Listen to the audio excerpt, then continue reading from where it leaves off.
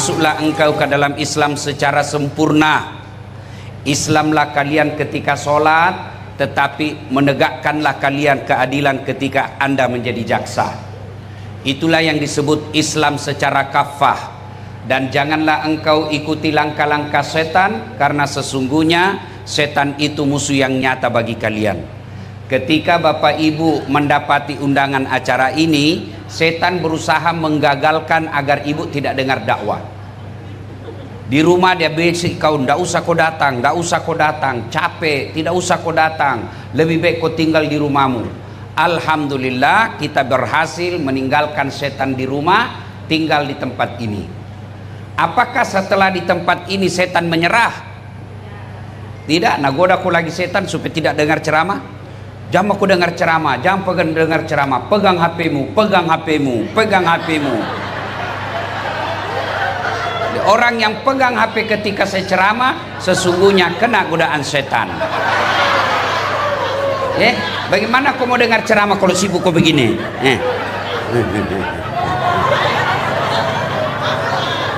Sudah dikasih tahu masih juga ada pegang HP-nya.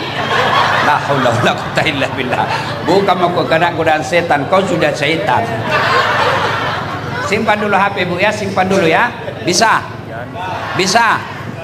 Kenapa Ustadz kita mau rekam? Kalau ibu yang rekam, gambarnya tidak jelas, suaranya juga tidak jernih, dan saya takut ada lagi keseleo mulut saya akhirnya viral. Jadi simpan dulu ya. Kita mau dengar ceramah Ustadz, jangan makin rekam. Ada kamera saya bawa. Itu kemana itu kameraku? Nah ini sini, ini kamera saya bawa. Tapi kau bawa pulang kamera Ustadz, gampang, nonton YouTube. Sudah nonton, jangan lupa like and share. Kalau ada iklan, jangan kau skip. Kalau ibu nonton, lalu nonton iklannya 1-2 iklan, ibu ikut membantu orang-orang yang kami sekolahkan dan membangun rumah ibadah. Karena semua keuntungan yang kita dapat di YouTube, alhamdulillah sudah 3 masjid yang jadi, dan beberapa puluh anak kita kuliahkan dan kita sekolahkan. Dari mana Ustadz dapat? Bukan korupsi, tapi dari mana? Itulah yang Bapak Ibu nonton YouTube saya. Maka jangan lupa like and share. Ya, jangan ketawa, saya serius ini. Kalau artis kau follow, apa kau dapat? Nah ini, dengarkan ibu-ibu. Kalau artis kau follow, apa kau dapat? Head on. Hai guys, kita lagi di Jepang guys, mengikuti pengantin ini yang mewah sekali guys. Ternyata perampok. Apa kau dapat itu? Tapi kalau kau follow Ustadz, dapat kau ilmunya pahala. Kau amalkan ilmunya pahala. Kau sebarkan lagi ilmunya pahala. Banyak pahala kau dapat. Tapi kalau artis, apa kau dapat? Makan ki, nasir lagi. Kita lagi ini 1 piring sekian guys. Apa kau dapat? Maka follow ulamamu supaya kau dapat pahala dalam bermedsos. Bisa? Wa qala idzan bismillahirrahmanirrahim. Innallaha wa malaikatahu yusalluna 'alan nabi. Ya ayyuhalladzina amanu sallu 'alaihi wa sallimu taslima. Sesungguhnya Allah dan para malaikatnya bersalawat kepada Rasulullah Muhammad sallallahu alaihi wasallam, maka wahai orang-orang yang beriman, bersalawatlah kalian kepada Rasulullah dengan sebaik-baik salawat. Sadaqallahul adzim, maha benar Allah dengan segala firman-Nya. Bapak Ibu saudara-saudara sekalian teristimewa yang kita hormati, Bapak Wakil Kepala Kejaksaan Tinggi Sulawesi Selatan, Bapak Dr. Teku Rahman SH.MH, yang insya Allah dimuliakan dan dirahmati oleh Allah Subhanahu wa Ta'ala, dan seluruh insan kejaksaan di tempat ini yang saya muliakan dan dirahmati Allah Subhanahu wa Ta'ala, terkhusus Ibu Kepala Kejaksaan Tinggi yang hadir di tempat ini, yang saya doakan ibu selalu sehat walafiat, bahagia dalam rumah tangga. Ini gaspol atau rem-rem? Serius kok, gaspol atau rem-rem ini? Hah? Nggak pakai kayak itu rem kalau ku gaski? Oke, pertama, jangan bawa perasaan, tapi pakai iman dengar ceramah. Ya, 1, ini dulu saya mau gas. Dan hebatnya, suamimu yang kajati, suamimu yang kajari, suamimu yang aspidum, kamu yang jadi dapat juga. Recik-recik itu jabatan. Iya toh? Dan biasanya istrinya itu pejabat, lebih hebat pengaruhnya daripada pejabatnya. Iya toh? Iya. Biasa itu dalam hidup, biasa itu. Biar setengah mati mah kau nasuka kajati, kalau ndak nasuka kau istrinya ndak jalan urusanmu. Biasa itu. Memang begitu kehidupan sosial. Maka syukuri, cara syukurinya jagai suamimu. Itu caranya. Bagaimana jaga suamimu? Jangan kau periksa HP-nya. Nggak ada gunanya kau periksa HP-nya. Iya toh? Kau periksa HP-nya, kau kalah jago penyidik. Nah kasih dia kau HP-nya 1, masih ada 4 di kantornya. Untuk apa? Untuk apa kau periksa HP-nya? Kalau kau sayang kepada suamimu, jaga dia dalam bekerja. Manusia pertama yang melakukan pembangkangan kepada Allah itu jabatannya Nabi, bukan Kajati. Nabi jabatannya. Siapa? Adam alaihissalam. Kalau ada pegawai negeri, Nabi tahu gajimu itu pegawai negeri. Biar kau pontang panting tak.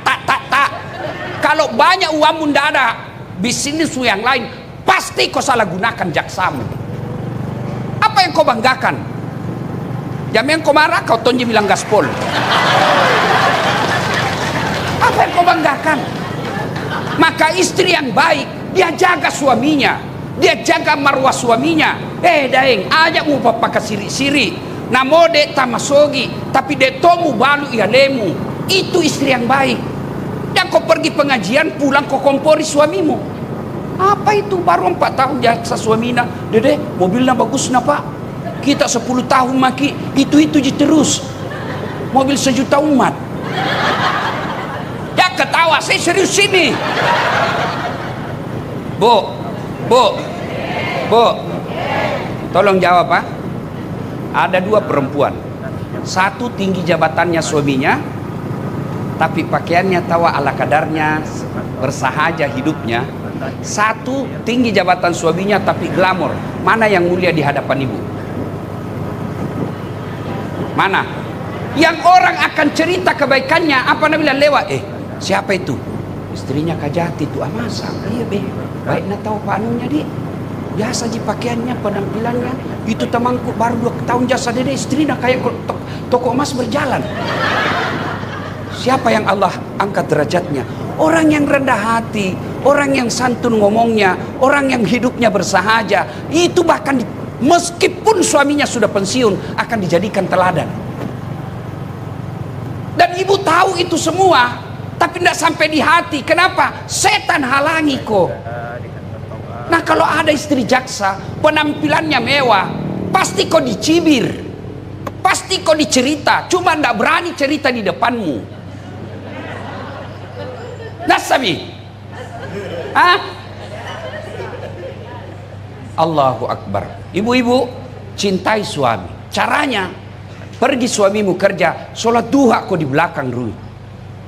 Kau doakan suamimu supaya apa?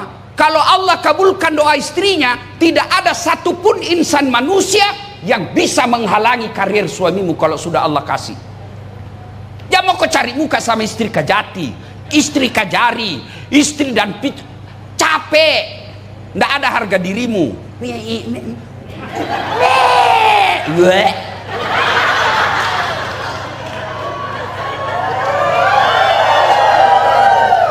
Sekolah mah kau tinggi-tinggi. Orang tuamu sudah jualkan kau sawah supaya jadi jaksa.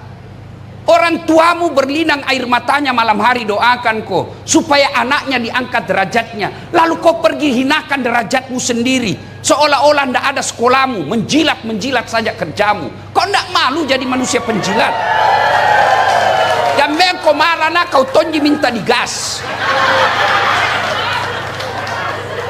Maka itu suami bu, kalau istrinya selalu nasihati, dek tak kalupa lakemu. Tapi kalau jadi kau tukang kompor, dong memang tong ini. Apa jipane kau tingginya sekolah ndak bisa kau belikan emas. Dengar ini, semua kita laki-laki mau kasih kau perhiasan yang hebat, Tapi rezeki terbatas.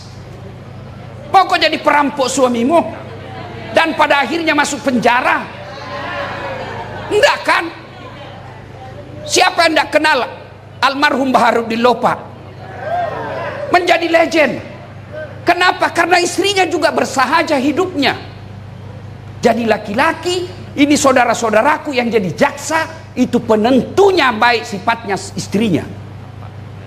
Karena kadang-kali kami laki-laki rela melakukan apa saja, yang penting istri senang di rumah. Maka jadilah istri yang baik. Pergi suamimu menuntut di pengadilan, kau sholat duha di rumahmu. Ya Allah, bimbing suamiku, tunjukkan yang hak adalah hak, tunjukkan yang batil adalah batil, perbaiki lisannya, jaga mulutnya, jaga harga diri kami sekeluarga ya Allah. Ya Allah, kalau rezekinya jangan kau halangi, kalau rezekinya mudahkan baginya ya Allah. Sudah itu ku WhatsApp suamimu, bang, jangkit cemas, jangan menghalalkan segala cara. 8 rakaat saya doakan kita di dalam sholat duhaku, insya Allah tolong ki, salam sayang selalu dari istrimu di rumah. Ini tidak. Pergi suaminya kasihan cari nafkah, kadangkala setengah mati tidur begadang di kantornya supaya dia baik karirnya dan berdampak sama istrinya. Baru 10 menit pergi istri suaminya pergi mima gosip, tawaf di komplek. Nah, kelilingi semua itu rumah, cari bahan baku gosip. Lalu kalau begini hidup kita sebagai istri, apa fungsi tak sebagai istrinya suami tak dalam cari nafkah? Maka istri yang baik, lindungi suamimu, jaga suamimu, ingatkan dia sholat, ingatkan dia amar ma'ruf nahi mungkar. Maka suamimu jadi saksa, kamu juga dapat pahala keadilan di akhirat kelak. Ini yang disebut istri yang mampu menolong suaminya. Coba makin lihat di medsos, berapa banyak kasihan laki-laki yang karirnya baik, yang sekolahnya tinggi, terpaksa dipermalukan di medsos gara-gara istrinya yang hedon. Kalau bukan saya nasihati ibu, siapa lagi? Nggak mungkin kita mau dengar suami tak. Ya toh, dinasihatin. Maka kalau bukan saya, siapa lagi mau nasihati ki? Kalau bukan ulama, siapa lagi mau nasihati ki? Mertua tak kita tidak dengar, ipar tak kita tidak dengar, orang tua tak kita tidak dengar, apalagi suami tak. Itu gunanya diundang ki pengajian di sini. Ya. Dengar, poin kedua. Ini perempuan di patolo-tolo, glowing, apalagi itu bleaching, apakah itu namanya, apa itu, skincare. Itu yang kasih habis suanu. Apakah itu nabutuhkan suamimu yang glowing-glowing? Bukan, hatimu yang bagus dibutuhkan suamimu. Mau kau saya kasih bukti? Mau kau saya kasih bukti? Itu ada yang viral toh, pengusaha skincare selingkuh. Siapa nak temani selingkuh suaminya? Pembantuna. Si mau kok. Ayo, kalau suamimu tergoda dengan cantiknya, tidak mungkin dia selingkuh dengan pembantunya. Tapi apa yang dibutuhkan suami? Ketenangan jiwa. Ini. Habis uangmu ratusan ribu. Saya heran, kenapa semua pengusaha skincare kaya mendadak dan kaya tiba-tiba? Karena banyak perempuan mau dibodoh-bodohi. Jangan kau marah, jangan kau marah. Apa beda?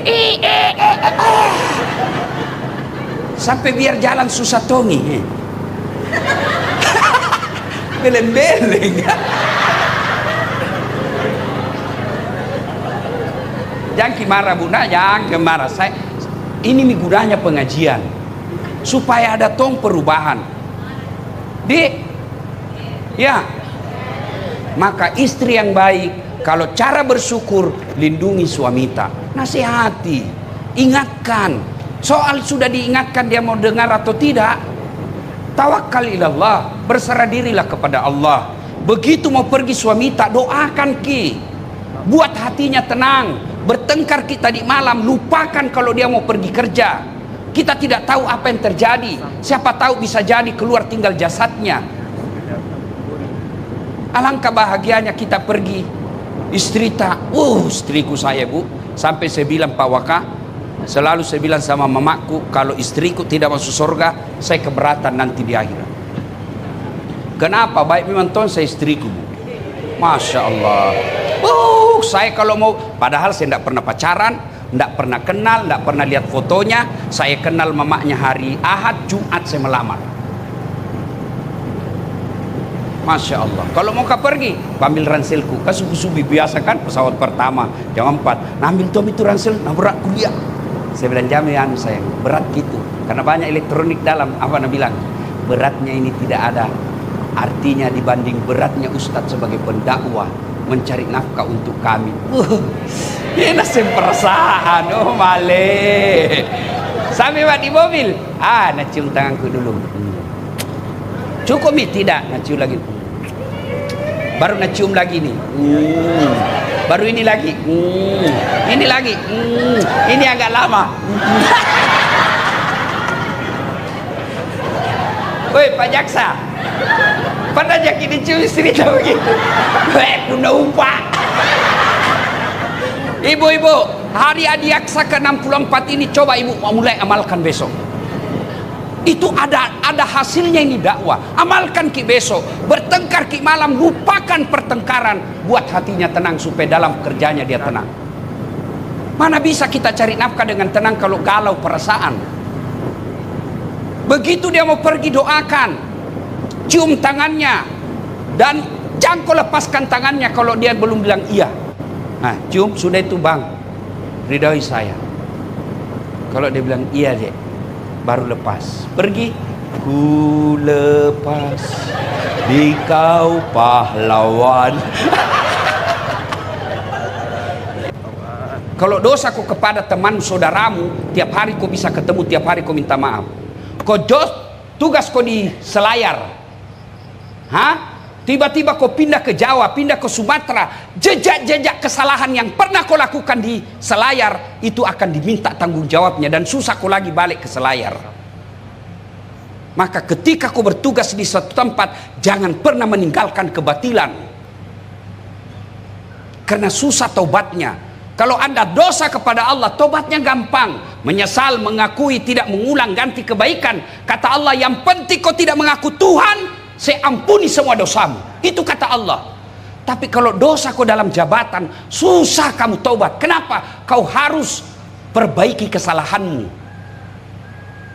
Coba bayangkan itu kasus yang lagi viral di Cirebon. Orang tidak bersalah divonis salah. Apa ndak takut di hadapan Allah? Manusia boleh kita tipu, hukum bisa kita permainkan. Kamu yakin bisa tipu Allah di akhirat? Dan bagi orang beriman, percaya kau pasti kau mati. Mau kau kemana? Berapa mi kepala kejaksaan di Sulawesi Selatan? Berapa mi? Sudah puluhan. Dan ada yang sudah menghadap kepada Allah. Dan ketika jabatannya dia pegang dan menyalahgunakan jabatannya, pasti kau akan tanggung. Tidak ada satupun kejadian di dunia ini yang lepas dari tanggung jawab kita. Maka renungkan itu setiap mau mengambil kebaikan. Kalau nanti ada takdirku masuk surga, masih antri saya pak. Misal, ulama Indonesia, ulama Sulawesi Selatan masuk surga. Masuk surga bu, tapi masih antri. Lama baru sampai. Kenapa? Ulama NU, ulama Muhammadiyah, ulama Wahda Islamiyah, ulama MUI, ulamanya dari Pinrang, dari Sidrap. Berapa itu pak? Tapi begitu malaikat katakan kepala kejaksaan tinggi Sulawesi Selatan, tidak perlu antri, bapak sendiri masuk pak. Tidak ada satu jika jati di Sulawesi Selatan. Maka keliru kalian saudara-saudaraku yang Allah titipkan amanah, tidak menggunakan jabatan itu masuk surga. Dan ketika menyalahgunakan amanah, Allah akan tuntut kita. Saudara-saudaraku yang pernah menyalahgunakan amanah di kantor ini, susah tobatnya. Misal, ngambil barang-barang kantor, susah itu tobatnya. Pertama kasih kembali itu barang. Tidak bakal diterima tobatnya kalau masih kau ambil itu. Maka saudaraku yang pernah menjadi kepala kejaksaan negeri, dan ketika pindah rumah jabatan, hilang itu rumah jabatan, hilang kulkas, gorden, AC. Ya kau ketawa, serius kayak ini. Palisu memang nih baja. Kasih kembali kau, selama kau tidak kasih kembali, tobatmu tidak akan sah. Dan itu disuruh pikul di Padang Masar. Bapak kan selalu lihat itu pengadilan, antri kan orang diadili Pak. Coba orang kalau ditahanan sudah dinyatakan tersangka, mereka kan berdoa, adili Kak cepat, kasihan. Kalau salah Kak ponis berapa tahun, kalau saya adili, saya kalau tidak salah lepaskan saya. Begitu juga di Padang Masar, nanti kita ngantri untuk diadili. Itu kalau di Kejaksaan Tinggi, Kejaksaan Negeri Makassar, berapa Ji? Mungkin 200 sampai 500 yang ngantri. Tapi kalau di Padang Masar, dari Adam sampai kiamat, berapa triliun manusia itu? Dan satu jejak pengadilnya, satu Ji. Kenapa? Satu Allah, satu loket, diantri triliunan manusia. Dan pada saat antri itulah Pak, disuruh pikir itu barang-barang negara yang pernah kita ambil. Lewat mikodong kepala tata usaha. Dia bapak paling yang ngambil itu. Sudah Keranton saya lihat, sudah ada di situ ditulis inventaris kantor Kejaksaan Tinggi, ada di rumahnya. Astagfirullah, kasih kembali Pak, sebelum Bapak pensiun kasih kembali memang Pak, jangan main-main Pak. Ini bagi orang yang beriman. Kalau Bapak masih percaya akhirat, beda kalau Bapak sudah tidak percaya akhirat. Nah bilang orang Bugis, pigau ini melawan pigau. Orang Bugis bilang tantenton janjenjong, tangi tamulo tangi taku jame jamamu wita topi no witai. Wita totu lah cilaka. Jangan punya prinsip begitu. Bagi kita orang beriman, ayat yang dibacakan tadi ketua panitia, yang saya yakin ini prinsip efisiensi. Ya toh? Dia tomi ketua panitia, dia tong kori, dia tong pembaca sari tilawah. Masyaallah. Mantap ini. Efisiensi, tapi dua saya lihat di sini. Dua pelon. Mudah-mudahan tidak salah kasih sama saya. Ya, Bapak saudara-saudara sekalian, kembali lagi ya. Mari laksanakan tugas Bapak. Saya menghimbau kepada diri saya, kepada adik-adik yang baru jadi jaksa, kepada kakak-kakak yang sudah jadi jaksa, jadikanlah kejaksaan ini sebagai ladang amal. Kan gampang sekali dilihat itu orang korupsi. Apabila penghasilannya sudah tidak seimbang dengan gaya hidupnya, sudah ada itu indikasi. Tinggal Bapak buktikan, ada penyidikan. Sudah ya kan bisa dibaca itu. Cuma begitu Bapak tahu, setan juga tahu kelemahannya Bapak. Apa? Kantongnya masih berlobang. Datang tompa istri. Ketika dalam situasi kita normal Pak, godaan setan bisa kita lawan. Tapi ketika kondisi kita tidak normal, ada utang, ada selera tinggi, ada anak kita yang minta sesuatu yang di luar kemampuan kita, tiba-tiba ada peluang, ini setan masuk di situ. Maka Bapak saudara-saudara sekalian, gunakan. Saya bukan sarjana hukum, tapi saya heran, fungsinya kan ada namanya pencegahan, ada pemberantasan.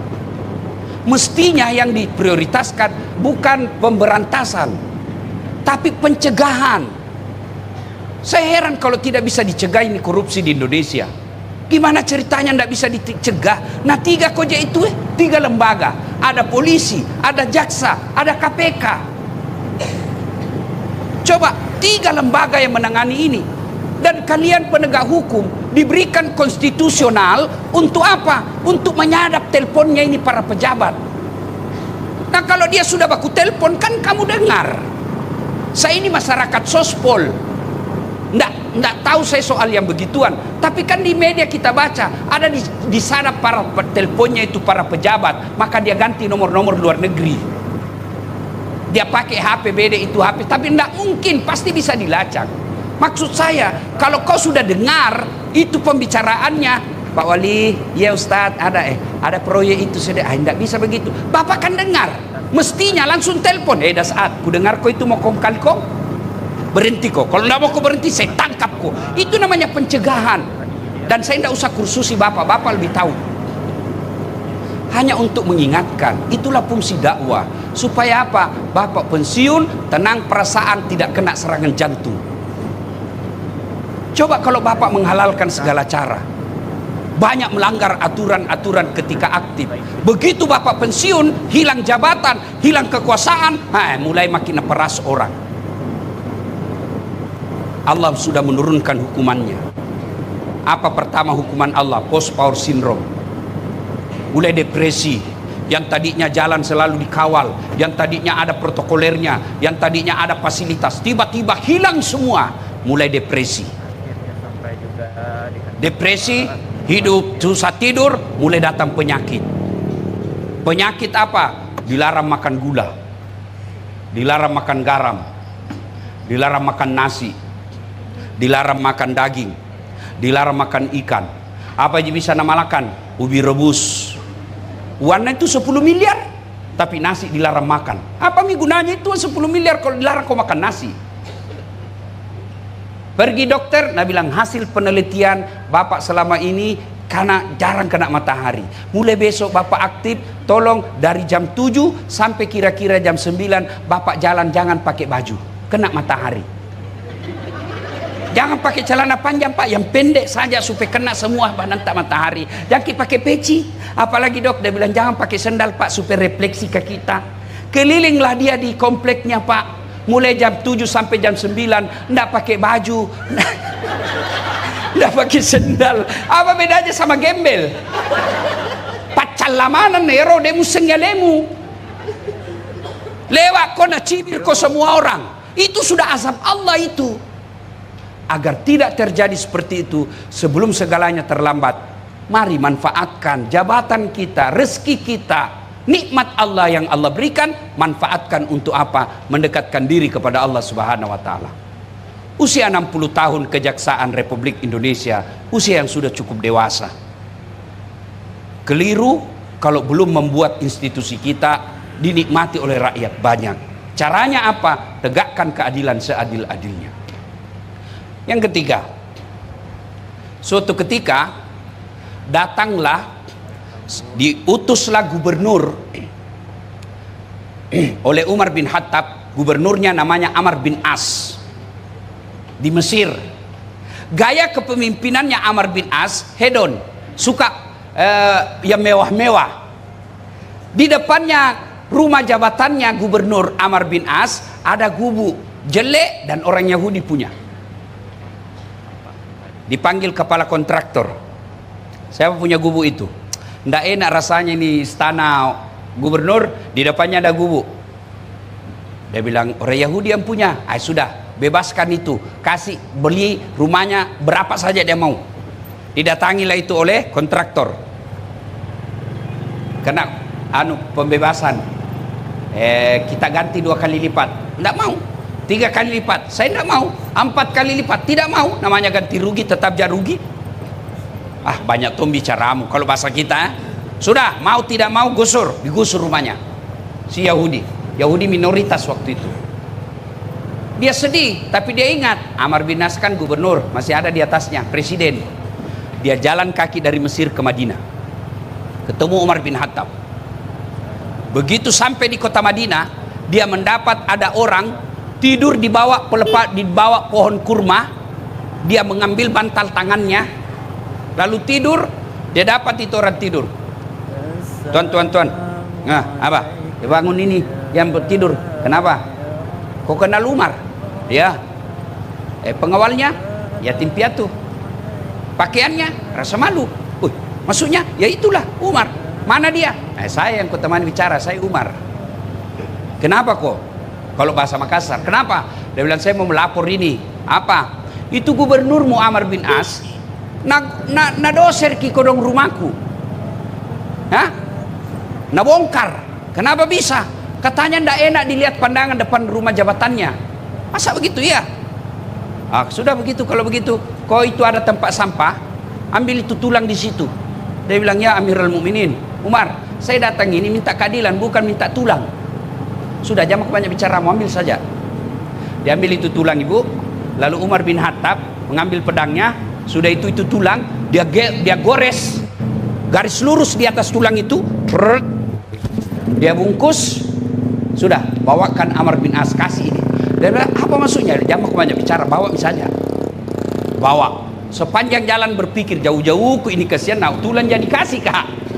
Sampai di Amr bin As, Pak Gubernur, ya, ada apa?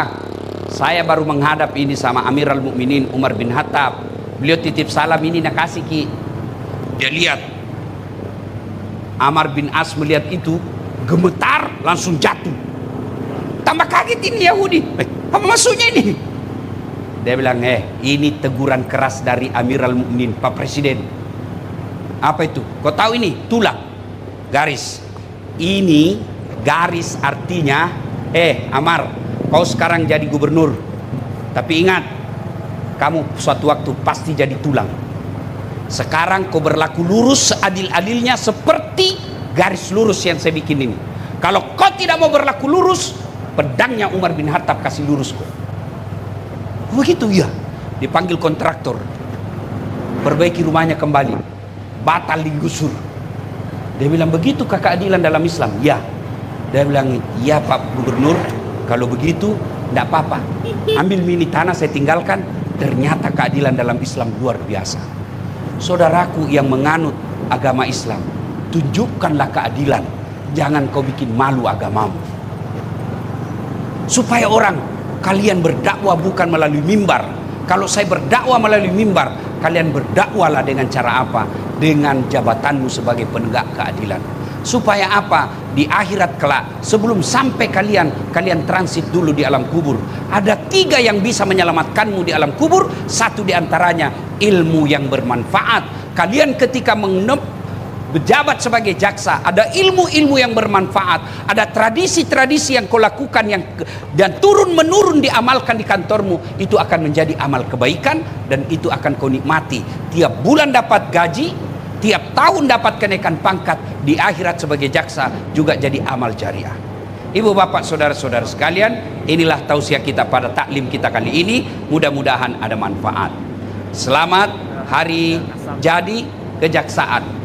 Mudah-mudahan sebagai insan penegak keadilan di Republik Indonesia, sebagai sesama muslim, sesama anak bangsa, saya Dasat Latif mendoakan kepada bapak ibu sekalian, mudah-mudahan pangkat jabatan bapak mendekatkan diri kepada Allah Subhanahu wa taala.